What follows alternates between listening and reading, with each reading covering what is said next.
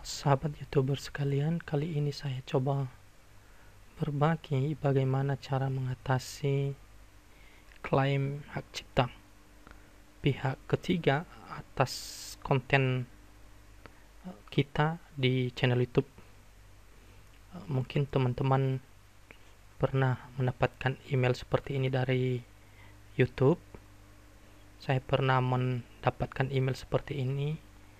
Ini adalah email informasi dari yang dikirim oleh pihak YouTube bahwa kita telah menggunakan konten pihak ketiga. Namun sebelumnya saya ingin mengajak teman-teman untuk subscribe channel saya. Ini masih saya butuh sekitar 126 subscriber lagi agar terpenuhi syarat video bisa dimonetisasi di YouTube. Di subscribe ya kawan-kawan. Ya, lanjut ke cara mengatasi klaim pihak ketiga atas konten kita. Mungkin email ini supaya lebih jelasnya kita translate saja. Ini dalam bahasa Indonesia memberikan informasi bahwa kita telah memakai background atau musik background di video kita, dan itu telah diklaim oleh pemegang hak. Namun sebenarnya ini tidak masalah terhadap channel, ini tidak menjadikan channel kita untuk di-banned. Namun ini menjadikan pemasukan atas video tersebut akan dimasukkan ke pemegang hak. Bagaimana caranya ke depan agar hal-hal ini bisa kita hindari? Pertama, sebenarnya di email yang dikirim oleh YouTube telah melampirkan link namanya YouTube Audio Library.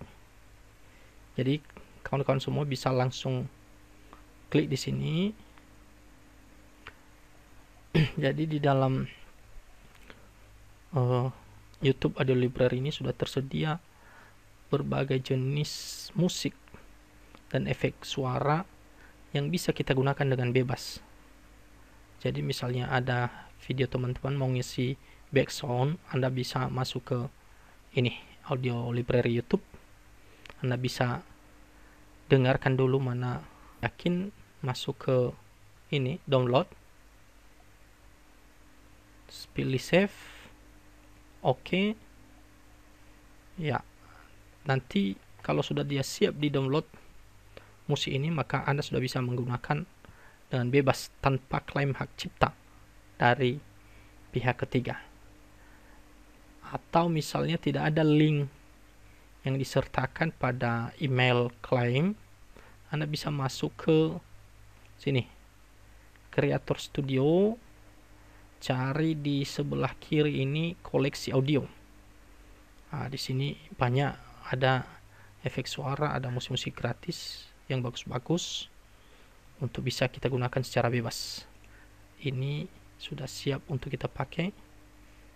Ini yang kita download tadi, tinggal memasukkan ke aplikasi pengolah video. Jadi demikian untuk kali ini teman-teman.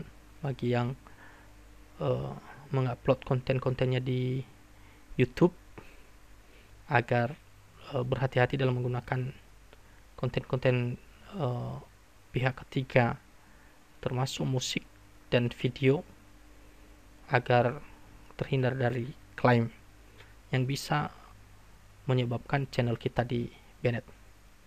Oke, sekian dan terima kasih. Jangan lupa subscribe ya.